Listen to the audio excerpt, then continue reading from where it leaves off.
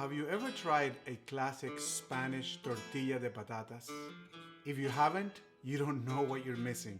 If you have, you know what's coming, because that's what we're cooking today. And you are gonna love it. Let's cook.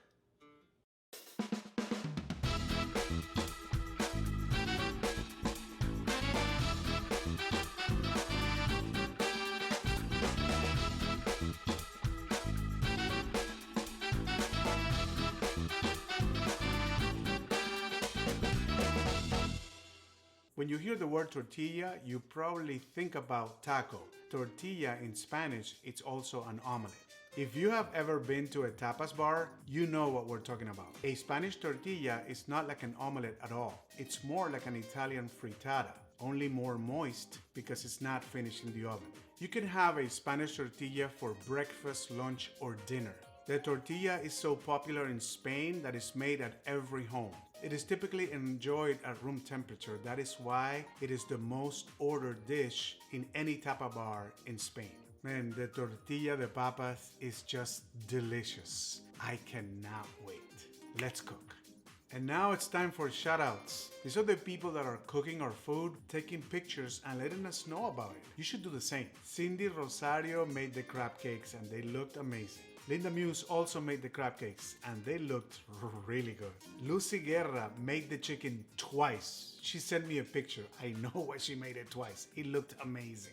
Noah Reyes made the fried rice. He actually also made a vegan version for his wife, and he made the chicken as well. And finally, Kathy Briseño, still batting 1,000. She made the fried rice and the crab cakes, and they looked really good.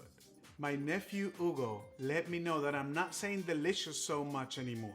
And I realized that maybe I'm self-conscious on something. I don't know if you remember that on the chicken episode, I put out a contest. If you could tell me how many times I said delicious from the first episode to the chicken steak, I was gonna give you the Wusthof professional knife that I use. But I didn't clarify that we were not including the tatemata sauce bonus episode. Because of that, there's a tie. So the final answer is 52. I said delicious 52 times in only 7 episodes. And the two winners are my brother Hugo and Patricia Saher. There's one of these coming your way to your house right now. As always, first we're gonna get organized. The French call this mise en place, and all mise en place is having the ingredients and the tools that you need right in front of you. Cooking is always about ingredients, time, and temperature. And this dish only uses 3 ingredients. That's all: potato, eggs, and onion.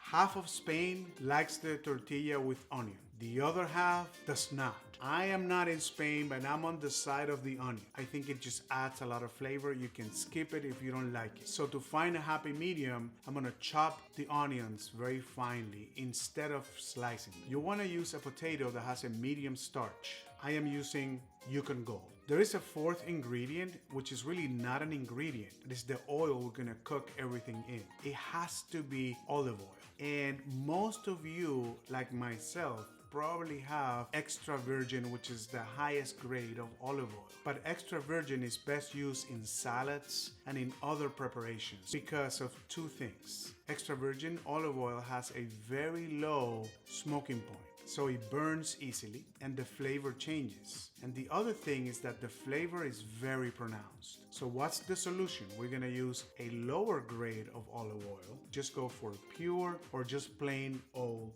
olive oil. And of course, choose the best egg you can find. For this one, I'm using organic, cage-free. I want to show you the 2 oils side by side. Extra virgin, that's regular olive oil.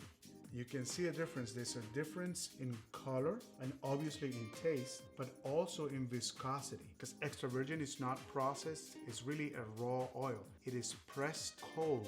It's more dense and it has a more concentrated flavor. If you mix both of them, you can get the taste and you can get the higher temperature. First, we're gonna cut the potatoes. Cut them in half again. Put them together like that, so you can just one slice cut all 4. Then you wanna be somewhat thin, kind of like this. You will notice that the potatoes are wet, and that's because after I peel them, I put them in water. And the reason for that is that potatoes oxidize very quickly, and all that means is that oxygen makes them brown. If you put them in water, that will not happen. Because we're not really frying the potatoes, we're gonna poach them. The fact that they may be a little bit wet, it's not gonna be a huge issue. I'm gonna dry them a little bit. We're gonna get rid of that excess water. This is what they look like. I decided to use half of this onion. I want you to see kind of the proportion. I'm gonna cut it in half. Make sure you keep the core. You can get the outer layer, that's fine. Again, the core is gonna help you keep this onion together. These onions are gonna also be poached. And what poaching is really cooking something at a low temperature. We don't want these onions or the potatoes to burn. This is what they look like. Because we're using 6 eggs here, we're gonna crack them individually in this little bowl, just to make sure there's any shells or anything like that. One egg may be bad. It's gonna ruin your whole batch. This is a nice trick. We're gonna do the same with 6. There's a shell. See it? Just reach in. Make sure you wash your hands often. We're gonna whip these eggs very lightly. The other thing I wanna show you is how to salt these eggs. It's very easy for you to over salt eggs when you whip them. This is how you do it. Put a little pinch on top of each one. That's how you know that's the salt you need. Now we're gonna whip them a little bit. I've seen people do this without actually beating the eggs. That's enough. Okay, we're ready to cook. Can't wait. Let's cook. The first thing we're gonna do is cook the onions. We're gonna poach them as well, so we don't want them burning. And the reason we do that is because they tend to burn faster than the potatoes. And we want that oil to get the taste of the onion. So when we put the potatoes in the oil, that's gonna flavor those potatoes the right way. It's okay to start with high heat. We can lower that later. We're gonna do about 4 tablespoons or so. And why not add a touch of that extra virgin olive oil, just for that extra flavor. The onions go in. You hear sizzle, but we don't want a lot of sizzle. So we're gonna lower the heat, and we're gonna cook this for about 8 to 10 minutes at about a medium temperature. Remember, we are poaching, not frying. Cooking is always about ingredients, time, and temperature. Therefore, those are the things that you need to control. That's it. If it starts getting too dark, lower the temperature. You can see they're starting to poach. And I wish you could smell this. There's something about the smell of onions cooking. So what we're gonna do then, when these onions are done, we're gonna take them out, leave the oil in the pan, and then add the potatoes. And then we're gonna poach the potatoes pretty much the same way for about 20 minutes or so. The onions are poached, and we are gonna take them out. They're very translucent. We want that onion flavor. We're gonna add a little bit more oil to cover the potatoes. Just a splash of extra virgin. We're gonna raise the heat a little bit. You can try it with 1 or 2. Okay, we're good to go. Some people cover the pan. I prefer not to, because all that vapor adds moisture to that oil, and I don't want that. At this point, we're gonna add salt to the potatoes. I'm gonna add a pinch of salt to the onions because I forgot. Notice that the oil is hot, but it's not burning hot. And that's how they get poached.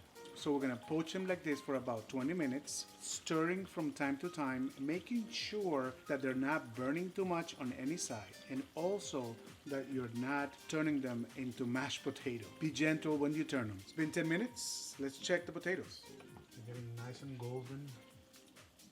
Now, how do you know when they're done? Put a fork or a knife through them, and they're not gonna give you any resistance. They're gonna go right through. They smell delicious.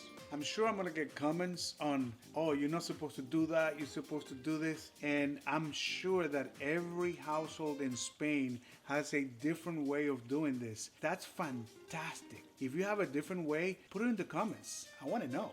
Okay, it's been about 15, 16 minutes, and they're looking pretty done.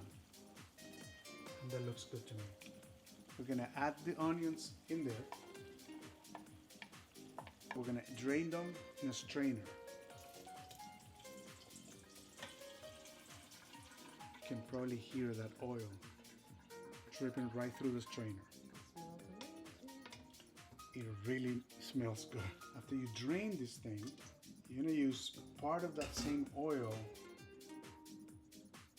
to actually cook the tortilla.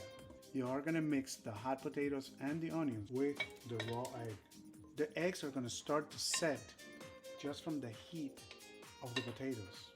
Some people use pepper, some don't. I'm gonna add a little bit. These eggs are gonna cook really fast. And now that rests for 10 minutes. I'm gonna set my timer and we'll be back in 10 minutes. The mixture is ready to go in the pan. You wanna make sure you start with a higher heat, and as soon as the mixture hits the pan, you're gonna lower the heat. The eggs are gonna set really quickly, 1 to 3 minutes. It mostly depends on how moist do you like them. Another factor that determines how moist your tortilla is gonna be is how much egg you're using in proportion to the potato. So if you like it really moist, use more egg. As soon as it hits the pan, you can actually stir it. It'll help it set faster.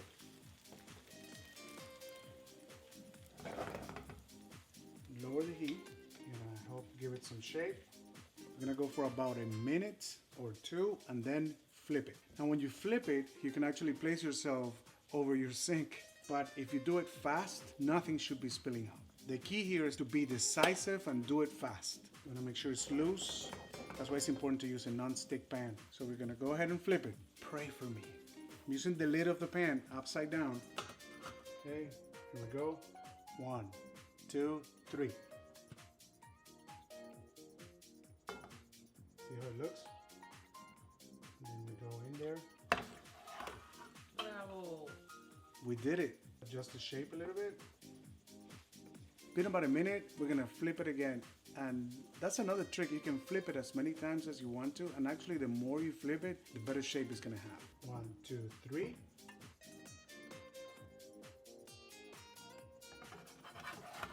There it goes. I'm gonna flip it one more time.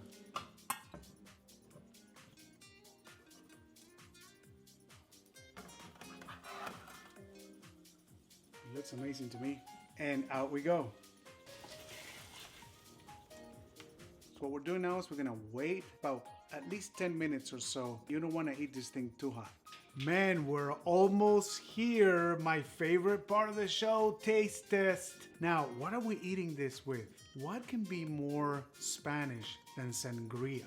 We're gonna dedicate this show to two people from Spain that we know and love, Josep Juncosa and Juliet Hope. We love you guys. We were talking about what to eat with this. Why not some pan tomaquette, which is bread with tomato? I think it's gonna be perfect. And you take one garlic and you cut it in half. We're gonna grab that half of the garlic, rub it through the bread, using the bread almost like a grater. This is typical in Barcelona and those areas. I understand the Valencia too. Maybe Leonora and Kitty will confirm that for me. You do the same with the tomato. Salt, pepper. And finally, some extra virgin olive oil. For this preparation, we're using the good stuff. See how moist this is inside. And now we're ready to taste. Oh my God, it looks so good. And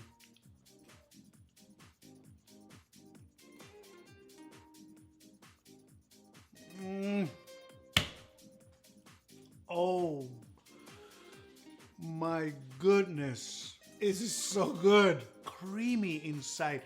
It feels like almost like a custard. You cannot taste the difference between the texture of the potatoes and the egg. Everything's like comes together perfectly. How can something so simple taste so good? Oh my God. I think I can eat that whole thing today. Let me try the pan tomaquette.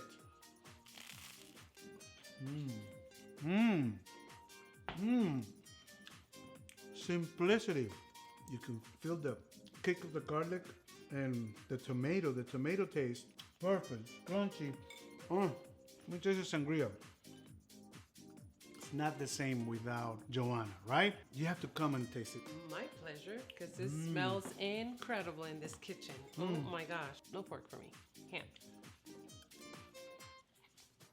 I just got reminded, you know of what? San Sebastian. That to me is a compliment.